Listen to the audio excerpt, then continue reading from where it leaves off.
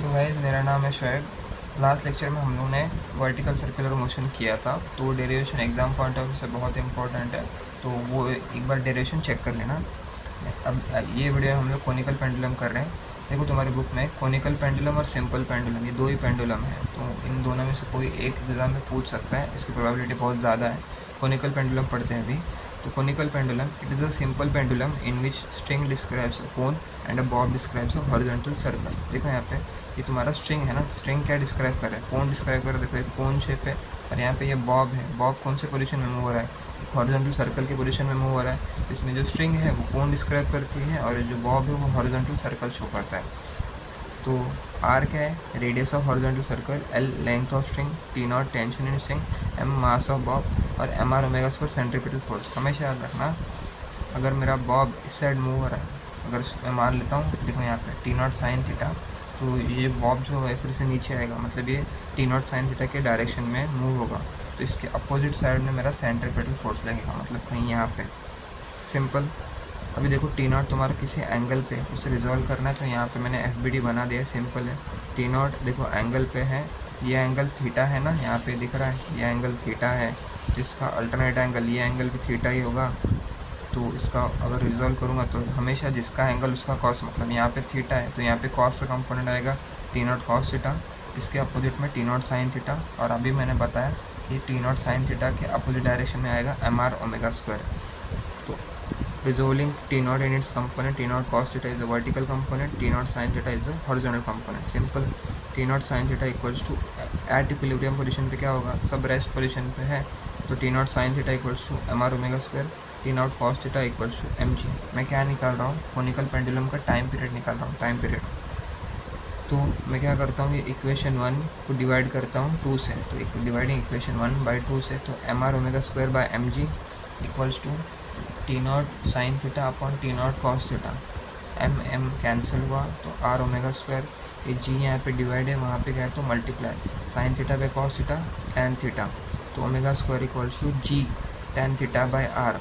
अब याद रखना यहाँ पे जो टेन थीटा है मेरा वो आर बाय एच है। क्या है, आर बाय एच। कैसे आया, ट्राइंगल में देखोगे, यहाँ पे देखो ट्राइंगल में यहाँ पे थीटा है ना, यहाँ पे अगर साइन थीटा यूज़ करूँगा मैं, साइन थीटा होता है opposite upon hypotenuse, opposite upon hypotenuse, तो साइन थीटा आएगा R by L. Cos theta होता है adjacent upon hypotenuse, cos theta होता है एडजेसेंट अपॉन हाइपोटेन्यूस, तो कॉस थीटा आएगा एच बाय एल। यहाँ पे देखो sine theta R by L, cos theta H by L, और मैं एच को एल कॉस थीटा भी लिख सकता हूँ, simple.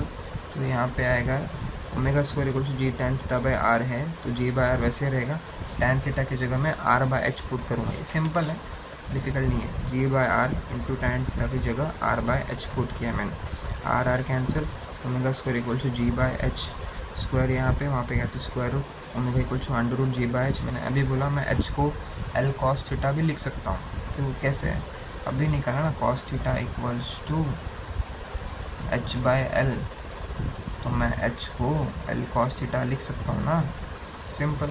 Omega equals to under root G by L cos theta. याद रखना जो मेरा ओमेगा है ये है एंगुलर वेलोसिटी, तो इसका वैल्यू होता है 2 पाई बाय टी, इसका वैल्यू होता है 2 पाई बाय टी, तो 2 pi by T equals to under root G by L cos theta. ये टी को यहीं रखूँ, हमेशा याद रखना ये पूरा, अगर मैं टी, ये 1 अपॉन टी है, मैं 2 पाई को भेजूँगा, ये यहाँ पे मल्टीप्लाई वहाँ पे गया तो डिवाइड होगा, पर अभी मैं 1 अपॉन टी है, मुझे इसका रेसिप्रोकल करना पड़ेगा टाइम पीरियड निकालने के लिए। 1 अपॉन टी का रेसिप्रोकल टी हुआ तो ये सारे टर्म्स क्या हो जाएंगे, उल्टे हो जाएंगे, तो ये 1 अपॉन 2 पाई था तो 2 पाई हो जाएगा, और ये एल कॉस थीटा बाई जी था ना, जी बाय एल कॉस थीटा था, तो ये उल्टा हो जाएगा एल कॉस थीटा बाई जी। ये मेरा टाइम पीरियड है कोनिकल पेंडुलम का, सिंपल, ज़्यादा डिफ़िकल्ट नहीं है। हाँ, कोनिकल पेंडुलम आसान है, अगर नहीं समझा होगा तो वीडियो फिर से रिवाइंड कर लेना, ज़्यादा डिफिकल्ट है नहीं वो। मोमेंट ऑफ इनर्शिया क्या होता है, it is defined as the product of mass of the body and square of perpendicular distance from the axis of rotation. Moment of inertia का फार्मूला होता है I is equal to M R square. तो मतलब अगर कोई body rotational motion perform कर रहा है तो अगर मुझे उसका इनर्शिया कैलकुलेट करना है तो मैं मोमेंट ऑफ इनर्शिया इस क्वांटिटी का यूज़ करूँगा। मोमेंट ऑफ इनर्शिया का सिंपल फार्मूला होता है I is equal to M R square. Simple, ज़्यादा डिफिकल्ट नहीं है। तुम लोग अगर ये फॉर्मूला याद है तो तुम लोग अपना स्टेटमेंट बना सकते हो, ज़्यादा डिफिकल्ट नहीं है। स्टेटमेंट फिर से पढ़ लो। It is defined as the product of mass of the body and square of perpendicular distance from axis of rotation. ये आर परपेंडिकुलर डिस्टेंस है। नेक्स्ट क्या है, रेडियस ऑफ गायरेशन। क्या होता है ये, it is a perpendicular distance between axis of rotation of the rotating body and centre of mass of the body. देखो moment of inertia पूरी होल बॉडी के लिए यूज़ होता है। देखो यहाँ पे कैपिटल एम है, moment of inertia whole body के लिए होता है। पर अगर मुझे सिर्फ सेंटर ऑफ मास का मोमेंट ऑफ इनर्शिया कैलकुलेट करना है, किसका, सिर्फ centre of mass, her body का सेंटर ऑफ मास होता है। तो अगर मुझे सेंटर ऑफ मास का मोमेंट ऑफ इनर्शिया कैलकुलेट करना है तो मैं रेडियस ऑफ गायरेशन, ये जो टर्म है ना, ये यूज़ करूँ। यहाँ पे देखो ये सेंटर ऑफ मास है बॉडी का, सेंटर ऑफ मास से लेके ये क्या है तुम्हारा एक्सिस ऑफ रोटेशन है ना, ये एक्सिस पे मेरा बॉडी रोटेट करेगा। तो एक्सिस ऑफ रोटेशन से सेंटर ऑफ मास तक का डिस्टेंस है के। तो अगर मुझे सेंटर ऑफ मास का मोमेंट ऑफ इनर्शिया कैलकुलेट करना है तो मैं क्या करूँगा, ये जो मास है ना सेंटर ऑफ मास का m इंटू के जो है, ये परपेंडिकुलर डिस्टेंस है ना, तो बस इस मल्टीप्लाई कर दूँगा इस स्क्वायर से। देखो I इज इक्वल टू क्या हो जाएगा, एम के स्क्वायर। तो K square equals to I by M, K is equal to under root I by M. याद रखना moment of inertia radius of gyration में क्या डिफरेंस है। मोमेंट ऑफ इनर्शिया कोई भी एक पार्टिकल अगर बॉडी के अंदर है उसके लिए होगा, पर मेरा रेडियस ऑफ गायरेशन पर्टिकुलरली सिर्फ सेंटर ऑफ मास के लिए होगा।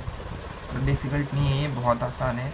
मोमेंट ऑफ इनर्शिया किसी बॉडी के पार्टिकल, अंदर कोई भी पार्टिकल होगा उसके लिए होगा मोमेंट ऑफ इनर्शिया।